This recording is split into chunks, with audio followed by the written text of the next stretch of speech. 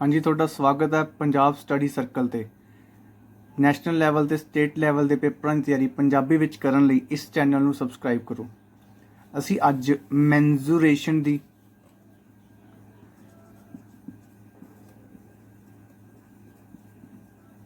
Series start करन जा रहे हैं। इस लैक्चर विच मैं तुहानूं दसूँगा इस दे कुछ बेसिक पार्ट। ठीक है, मैंजूरेशन हुंदी की है? मैंजूरेशन इज़ द मेजरमेंट। मैंजूरेशन क्या की हुंदी है? यह माप हुंदी है किस दा? एक लाइन दा, आकृति दे, फिगर दे एरिए दा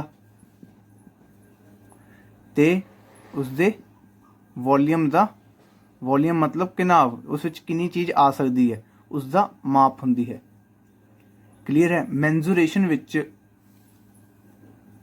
दो तरीके दी सवाल आ सकते हैं। एक तो होंदे हन 2D, एक होंदे हन 3D। 2D फिगर्स किहड़ियां होंदियां हन? वो फिगर्स जिन्हां नूं आपां एक प्लेन ते लैके आ सकते हाँ, जिवें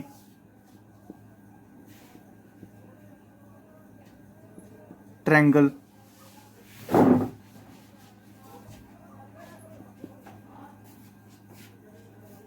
क्वाड्रिलेटरल,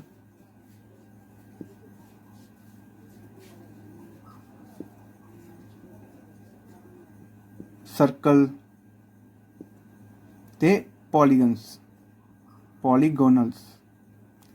ट्रायंगल हुंदी अपने कोल त्रिकोण, क्वाड्रिलेटर हुंदा अपने कोल चार भुजावां वाला, सर्कल हुंदा अपने कोले चक्कर ते पॉलीगन हुंदा बहु भुजावां वाला। ठीक है, अज दे असी लैक्चर विच इन्हां ते इन्हां दा वर्गीकरण करांगे। 3D च आपां पढ़दे हुन्ने आ एक प्रिज्म, दूजा पार्ट है पिरामिड ते थर्ड पार्ट है हमारे पास, थर्ड पार्ट है साडे कोले फ्रस्टम। ठीक है, जिन्नियां भी तुसी अज तक फिगर्स देखियां ने जिहड़ियां 3D विच हुंदियां हन, जिवें तुसी सिलेंडर वेख्या होवेगा, मतलब सिलेंडर देखिया होवेगा, तुसी कोन देखिया होवेगा, ये सारियां ही कुछ प्रिज्म हुंदियां हन, कुछ पिरामिड हुंदियां हन। ये जो आपां 3D के लैक्चर तक पहुँचांगे ये तुहानूं आपां क्लीयर करांगे। ठीक है, अज असीं अपना पहला लैक्चर ट्रायंगल दे बेसिक समझांगे कि ट्रायंगल च कौन कौन जी चीज़ां, किहड़ियां चीज़ां हन जो कि आपां यूज़ करते हाँ इसकी मैंजूरेशन वास्ते। ठीक है, चलो शुरू करते हैं।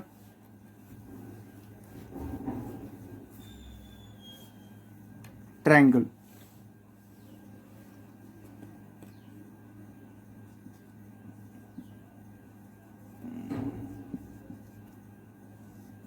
हाँ जी, ट्रायंगल की हुंदा है? ये 3 साइडेड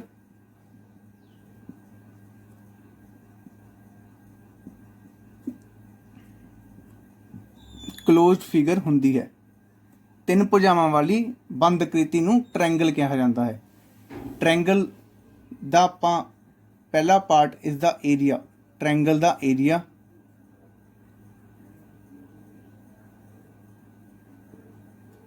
मतलब खेत्रफल किस किस तरीके नाल पता किया जा सकता है। ट्रायंगल दे एरिया का सब तो बेसिक फार्मूला है, जिवें मेरे को एक ट्रायंगल दिती हुई है, मान लो ट्रायंगल ए बी ते सी। इस उपर मैंने एक लंब मारिया है जिसनों आप हाइट कहने आ, ते इसका बेस जिस उत्ते यह लंब वज्या है उसनों आप बेस कहने आ, दिता होया है। तो इसका जो एरिया होवेगा वो होवेगा half base into height, half आधार इंटू लंब। ठीक है, एक तो फार्मूला इसका यह हुंदा है। दूसरा इसनों आप इस तरीके नाल भी कह सकते हाँ, मान लो अपने को एक समकोण त्रिकोण दिती हुई है, समकोण त्रिकोण राइट एंगल ट्रायंगल दिती हुई है, जिसका एक कोण की हुंदा है 90 डिग्री का। तो इसका एरिया भी की हुंदा है अपने को हाफ, इस ते लंब की होगा यह, ते इसका बेस की होगा अपने को यह, तो इसका एरिया की होगा half P into B। Clear है?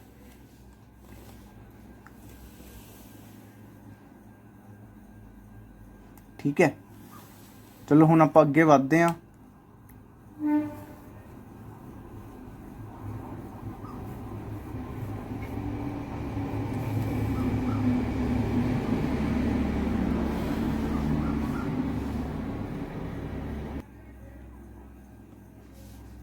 ਹੁਣ ਜੇ ਆਪਾਂ ਉਸ ਦੀ एग्जाम्पल लेना चाहिए तो जिवें मेरे कोले एक ट्रायंगल दिती हुई है जिसका बेस मेरे कोले आधार मेरे कोले 5 है तो जिसका लंब मेरे कोल की है 4, तो उसका एरिया की होगा? उसका एरिया होगा हाफ 4 इंटू 5, हाफ लंब इंटू आधार, तो उसका एरिया होगा 10 स्क्वायर मीटर। ठीक है, नैक्सट पार्ट दूजी ट्रायंगल जिसका आप एरिया पता करांगे वो एक स्पैशल टाइप की ट्रायंगल है जिसनों आप आइसोलिस ट्रायंगल कहने। आइसोलिस ट्रायंगल सम दो भुजी ट्रायंगल, आइसोलिस ट्रायंगल या सम दो भुजी ट्रायंगल, जिस विच अपने कोले एक तो उस दियां दो बराबर साइडां दित्तियां होणगियां, एक उसका बेस दिता होगा। इसका एरिया पता करने वास्ते आपां इस उपर एक लंब मारते हाँ जिसनों आपां लैंदे आ H। ये लंब इस भुजा नूं जिस उत्ते वजदा है जिसनों आपां बेस कहने आ बराबर पार्ट्स च डिवाइड कर दिंदा है B/2।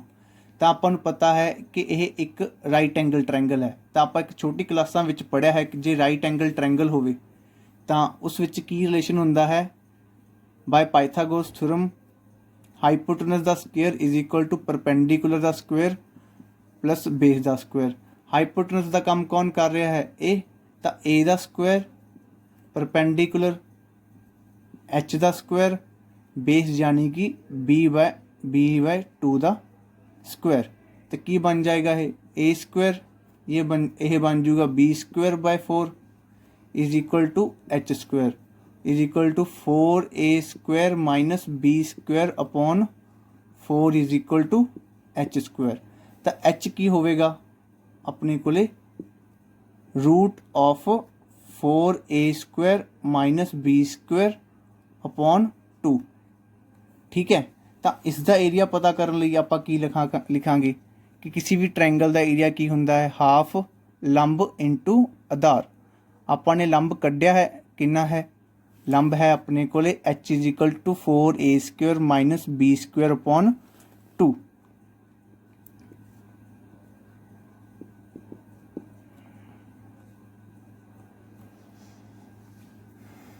इंटू B, तक अपने कोले की फॉर्मूला आ जाएगा B√4A² minus B² upon H। इस फॉर्मूले नूं तुसीं एज इट इज़ याद रखना है क्योंकि यह फॉर्मूला पंजाब के पिछले पटवारी के पेपर विच सीधा ही पूछा गया सी। ठीक है, पर अगर जे इस सवाल आ जाए तो उसनूं किवें लगाना है आप उसकी भी गल करते हैं। ठीक है, ये फॉर्मूला जो तुसीं याद रखना है। चलो देखिए,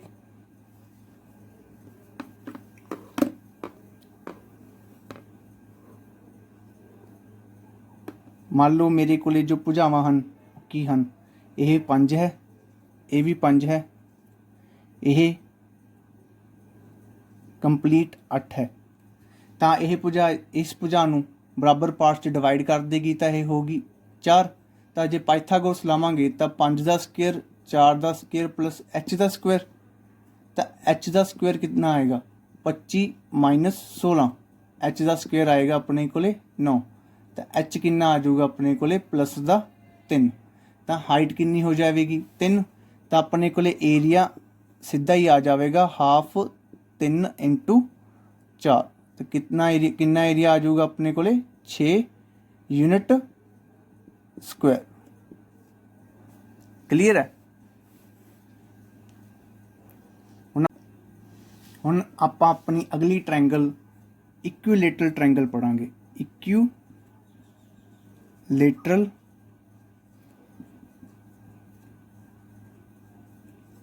triangle,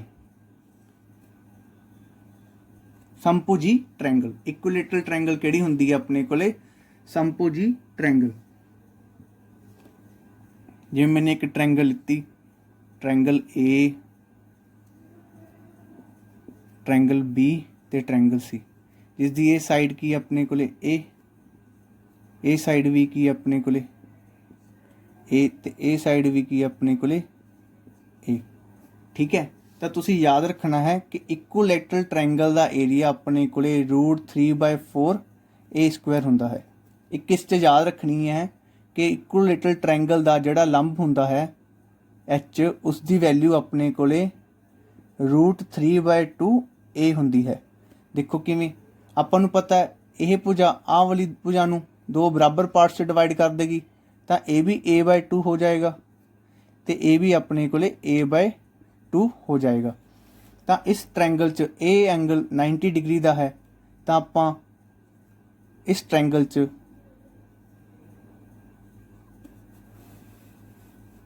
triangle A D C च पाइथागोरस थ्योरम लावांगे।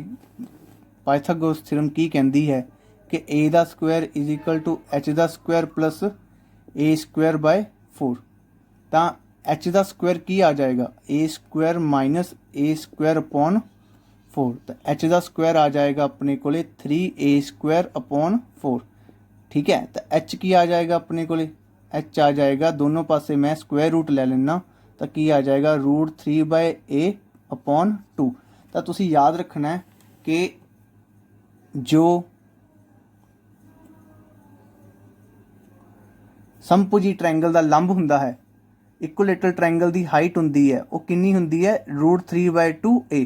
तो इसका एरिया किमें आएगा? एरिया आएगा, अपन डिस्कस किया सी किसी भी ट्रायंगल का एरिया की हुंदा है? Half base into height. तो हाफ बेस कितना है? हरेक ए है साइड, हाइट कितनी है अपन ने हुनी कड्डी है, कितनी है? √3/2 ए। तो कितनी हो जाएगी? √3/4 ए स्क्वायर।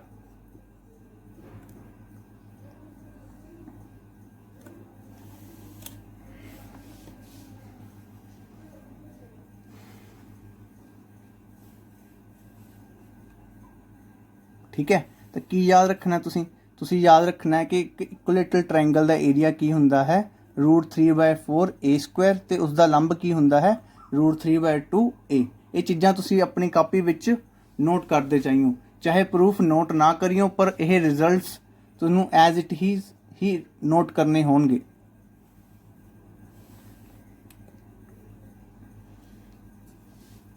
चलो हुण आपां अपनी अगली ट्रायंगल स्केलन ट्रायंगल करनी जाने हैं।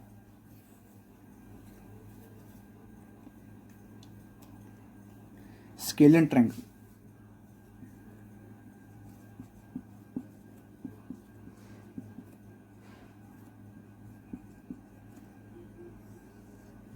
स्केलन ट्रायंगल की हुंदी है? स्केलन ट्रायंगल वो ट्रायंगल हुंदी है जिस दियां सारियां भुजावां अलग अलग होंदियां हन, जिस दियां सारियां भुजावां अलग अलग होंदियां हन। जिसमें मैंने एक ट्रायंगल बनाई, ट्रायंगल ए, ट्रायंगल बी ते ट्रायंगल सी। ए भुजा ए भुजा बी ते यह भुजा सी, तीनों भुजावां की हन? अलग अलग हन। इसका एरिया आपां एक फॉर्मूला जिसका नाम है हीरोन्स फॉर्मूले नाल कढ़दे हाँ।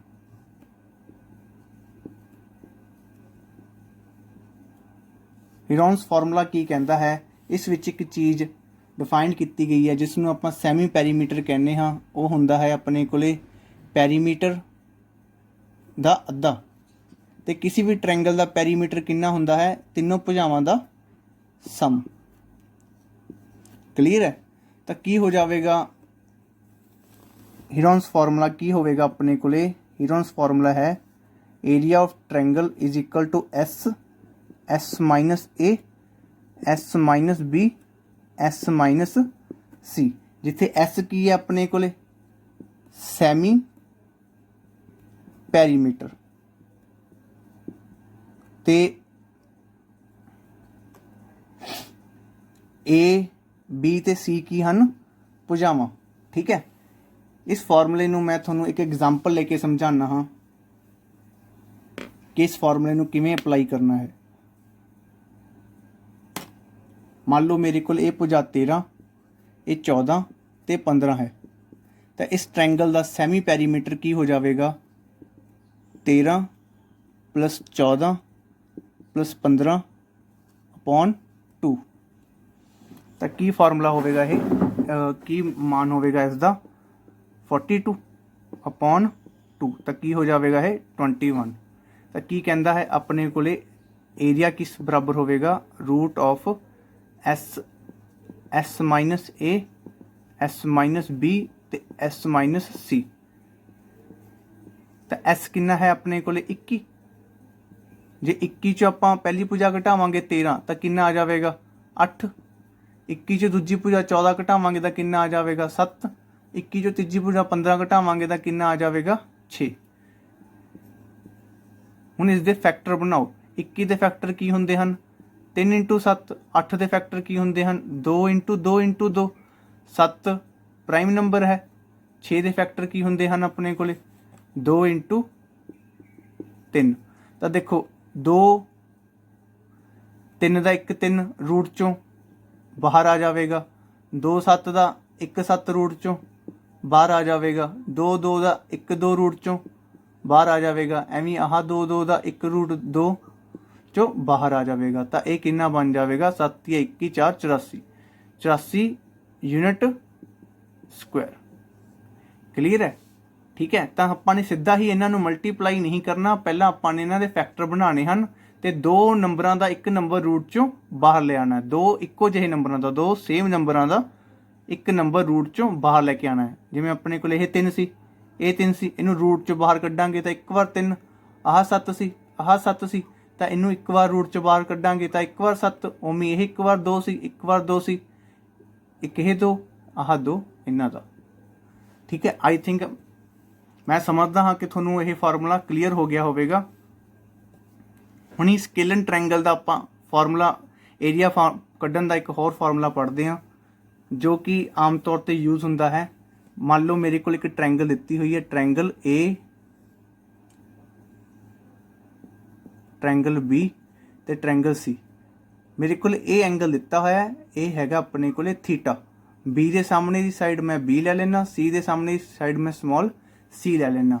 ਤਾਂ ਸਕੇਲਨ ਟ੍ਰਾਇੰਗਲ ਦੇ ਇਸ ਤਰੀਕੇ ਦੇ ਸਵਾਲ ਦਾ ਏਰੀਆ ਹੋਵੇਗਾ ਆਪਣੇ ਕੋਲੇ half B × C × sign theta, half product of the sides into the sign of angle between them. ਇਹ ਫਾਰਮੂਲਾ ਲਾਉਣ ਵਾਸਤੇ ਤੁਸੀਂ ਸਾਈਨ ਦੀਆਂ ਟੀ ਰੇਸ਼ੋਜ਼ ਦੀਆਂ ਵੈਲਿਊਆਂ ਯਾਦ ਰੱਖਣੀਆਂ ਹਨ। ਇੱਕ 0 ਡਿਗਰੀ ਤੇ, ਇੱਕ 30 ਡਿਗਰੀ ਤੇ, ਇੱਕ 45 ਡਿਗਰੀ ਤੇ, ਇੱਕ 60 ਡਿਗਰੀ ਤੇ, ਇੱਕ 90 ਡਿਗਰੀ ਤੇ। 0 ਡਿਗਰੀ ਤੇ ਸਾਈਨ ਦੀ ਵੈਲਿਊ 0 ਹੁੰਦੀ ਹੈ, 30 ਡਿਗਰੀ ਤੇ 1/2 ਹੁੰਦੀ ਹੈ, 45 ਡਿਗਰੀ ਤੇ 1/√2 ਹੁੰਦੀ ਹੈ, 60 ਡਿਗਰੀ ਤੇ √3/2 ਹੁੰਦੀ ਹੈ, 90 ਡਿਗਰੀ ਤੇ 1 ਹੁੰਦੀ ਹੈ। ਇਹ ਵੈਲਿਊਆਂ ਤੁਹਾਨੇ ਯਾਦ ਰੱਖੀਆਂ ਹਨ। ਜਿਵੇਂ ਇਹ ਫਾਰਮੂਲਾ ਅਗਰ ਮੈਨੇ ਅਪਲਾਈ ਕਰਨਾ ਹੋਵੇ ਤਾਂ ਮੈਨੂੰ ਕੀ ਦਿੱਤਾ ਹੋਵੇਗਾ, ਧਿਆਨ ਨਾਲ ਦੇਖਦੇ ਹਾਂ। ਮੰਨ ਲਓ ਮੈਨੂੰ ਇਹ ਭੁਜਾ ਦਿੱਤੀ ਹੋਈ ਹੈ 3 ਤੇ ਇਹ ਭੁਜਾ ਦਿੱਤੀ ਹੋਈ ਹੈ ਮੈਨੂੰ 4 ਤੇ ਦੋਨਾਂ ਵਿਚਕਾਰ ਐਂਗਲ ਮੈਨੂੰ ਦਿੱਤਾ ਹੋਇਆ 30 ਡਿਗਰੀ। ਤਾਂ ਇਸ ਟ੍ਰਾਇੰਗਲ ਦਾ ਏਰੀਆ ਹੋਵੇਗਾ ਆਪਣੇ ਕੋਲੇ ਹਾਫ 3 × 4 × ਸਾਈਨ ਆਫ 30 ਡਿਗਰੀ। ਤਾਂ ਹਾਫ 3 × 4 × ਸਾਈਨ ਆਫ 30 ਡਿਗਰੀ ਕਿਸ ਦੇ ਬਰਾਬਰ ਹੋਵੇਗਾ? 1/2 ਦੇ। ਤਾਂ ਆਹ 2 ਤੇ ਆਹ 2 ਇਸ 4 ਨਾਲ ਕੱਟ ਗਿਆ ਤਾਂ ਆਪਣੇ ਕੋਲ ਏਰੀਆ ਕਿੰਨਾ ਆ ਗਿਆ? 3 ਸਕੁਆਇਰ यूनिट। ਕਿੰਨਾ ਆ ਗਿਆ ਆਪਣੇ ਕੋਲੇ? 3 ਸਕੁਆਇਰ यूनिट। ਠੀਕ ਹੈ, ਹੁਣ ਤੱਕ ਆਪਾਂ ਏਰੀਆ ਆਫ ਟ੍ਰਾਇੰਗਲ ਕੱਢਣ ਦੇ ਅਲੱਗ-ਅਲੱਗ ਤਰੀਕੇ ਵੇਖੇ ਹਨ। ਹੁਣ ਆਪਾਂ ਇਹਨਾਂ ਦਾ ਕੁਝ ਹੋਰ ਟ੍ਰਾਇੰਗਲ ਦੇ ਜੋ ਇੰਪੋਰਟੈਂਟ ਪਾਰਟਸ ਨੇ, ਭਾਗ ਨੇ, ਉਹ ਕਰਾਂਗੇ ਜੋ ਪੇਪਰ ਵਿੱਚ ਇਨਡਾਇਰੈਕਟਲੀ ਪੁੱਛੇ ਜਾਂਦੇ ਹਨ ਪਰ ਉਹ ਮੈਂਜ਼ੂਰੇਸ਼ਨ ਦਾ ਹੀ ਹਿੱਸਾ ਹਨ। ਅਗਲਾ ਟੌਪਿਕ ਹੈ ਸਰਕਮ ਸਰਕਲ। ਸਰਕਮ ਸਰਕਲ ਕੀ ਹੁੰਦਾ ਹੈ? ਜਿਵੇਂ ਮੈਨੇ ਇੱਕ ਟ੍ਰਾਇੰਗਲ ਲਿੱਤੀ, triangle A, triangle B, triangle A B C। मैंने एक सर्कल लिता जो इस दे तीनों वर्टेक्स चों ਪਾਸ ਹੋ ਕੇ ਜਾਵੇਗਾ। ਤਾਂ ਇਹ ਸਰਕਲ ਕੀ ਹੋਵੇਗਾ ਆਪਣੇ ਕੋਲੇ, ਸਰਕਮ ਸਰਕਲ ਹੋਵੇਗਾ। ਤੇ ਜੋ ਇਸ ਦਾ ਰੇਡੀਅਸ ਹੋਵੇਗਾ ਆਰ, ਇਹ ਵੀ ਆਰ ਹੋਵੇਗਾ ਤੇ ਇਹ ਵੀ ਆਰ ਹੋਵੇਗਾ। ਤੁਸੀਂ ਯਾਦ ਰੱਖਣਾ ਹੈ ਕਿ ਕਿਸੇ ਵੀ ਟ੍ਰਾਇੰਗਲ ਦਾ ਜੋ ਸਰਕਮ ਸਰਕਲ ਦਾ ਰੇਡੀਅਸ ਹੋਵੇਗਾ ਉਹ ਕਿੰਨਾ ਹੋਵੇਗਾ, ਤਿੰਨੋਂ ਸਾਈਡਾਂ ਦਾ ਪ੍ਰੋਡਕਟ ਅਪੋਨ 4 ਇੰਟੂ ਡੈਲਟਾ। ਇਹ ਕੀ ਹੈ, area of that triangle. Clear ਹੈ। ਜਿਵੇਂ ਆਪਾਂ ਨੇ ਇੱਕ ਟ੍ਰਾਇੰਗਲ ਕੀਤੀ ਸੀ, ਟ੍ਰਾਇੰਗਲ ਏ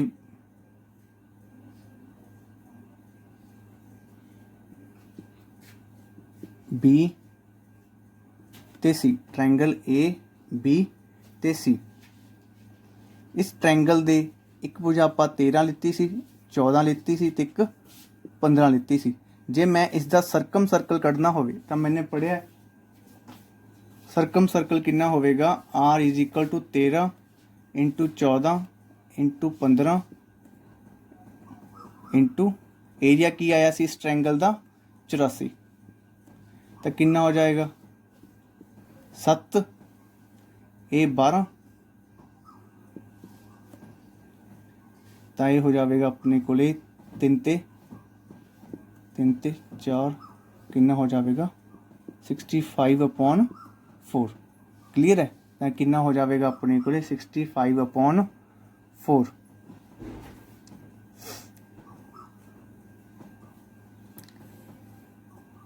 ਠੀਕ ਹੈ।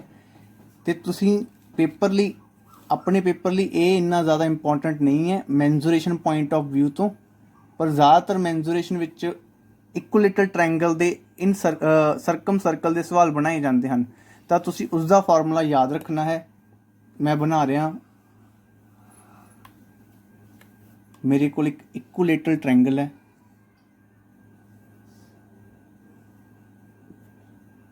ਟ੍ਰਾਇੰਗਲ ਏ, ਟ੍ਰਾਇੰਗਲ ਬੀ ਤੇ ਟ੍ਰਾਇੰਗਲ ਸੀ।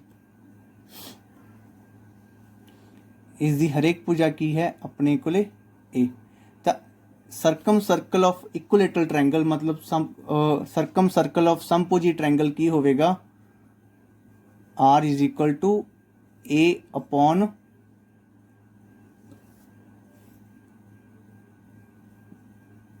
√3। ਠੀਕ ਹੈ, a upon √3 circumcircle of. ਜਿਸ ਤਰੀਕੇ ਨਾਲ ਆਪਣੇ ਕੋਲੇ ਪੁੱਛਿਆ ਜਾਵੇ ਕਿ ਆਪਣੇ ਕੋਲ ਇੱਕ ਇਕੁਲੇਟਰ ਟ੍ਰਾਇੰਗਲ ਦੀ ਸਾਈਡ 6 ਹੈ, ਉਸ ਦਾ ਸਰਕਮ ਸਰਕਲ ਕੀ ਹੋਵੇਗਾ, ਉਸ ਦਾ ਸਰਕਮ ਸਰਕਲ ਹੋਵੇਗਾ 6/√3। ਤੇ ਆਪਾਂ ਇਸ ਨੂੰ ਹੋਰ ਕੀ ਕਹਿ ਸਕਦੇ ਹਾਂ,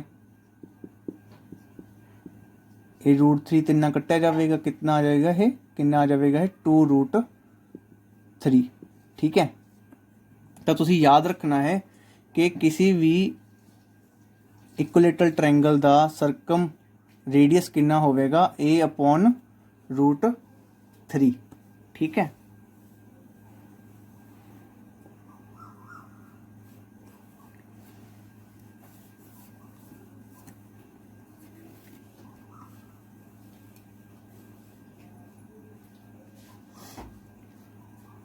ਅੱਗੇ ਪੜਾਂਗੇ ਆਪਾਂ ਇਨ circle of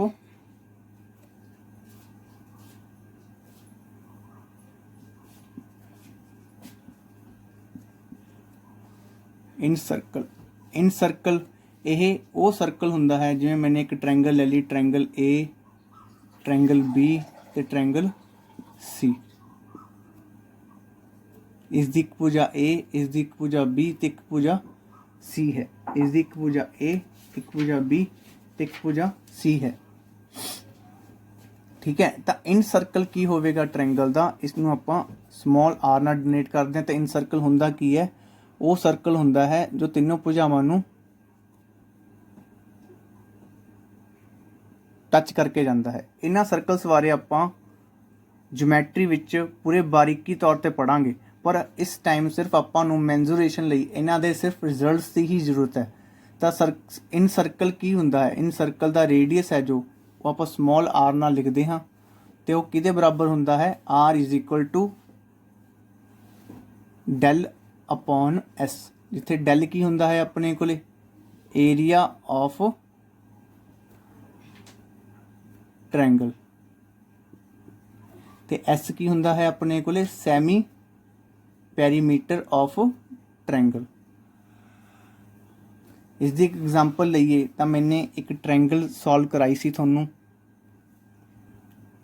triangle A B C, ਜਿਸ ਦੀ ਇੱਕ ਭੁਜਾ 13, ਇੱਕ 14 ਤੇ ਇੱਕ 15 ਹੈ।